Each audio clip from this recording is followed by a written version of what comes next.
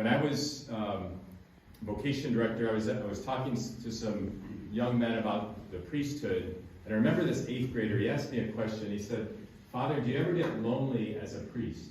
And I was new at this, and I thought, I'm thinking to myself, if I admit that I get lonely, because at the time I thought only priests and religious got lonely, then how could I promote the priesthood, right? And if I say I don't get lonely, then I'm lying, and I can't lie.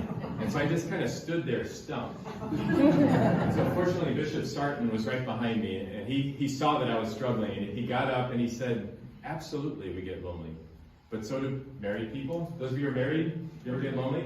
Yes. Single people, lonely? Yes." And he said this line that really changed my life. He said, "Loneliness is God's invitation to intimacy with Him." I repeat that. Loneliness is God's invitation to intimacy with Him. And he said, pay attention to when you feel lonely. Because most of us have our go-to sin, our go-to altar, honor, power, pleasure, wealth, and it just numbs the pain, doesn't it? But he said, pay attention. When you get lonely, drop to your knees and turn to God. And He will satisfy that deepest desire in your heart. And boy, I found that to be true. Instead of turning on a ball game and numbing the pain, I go to prayer. And then you can go to the other things.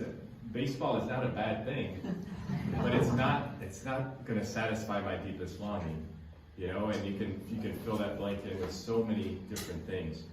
And so also on this mountain, is where Elijah. Do you remember the story of Elijah looking for God and the lightning and the thunder and all of these earthquakes? And how did he hear God? In the silence, in the whisper of the breeze. And so we need to find time for that silence, because it's in that silence that we're going to encounter the living God.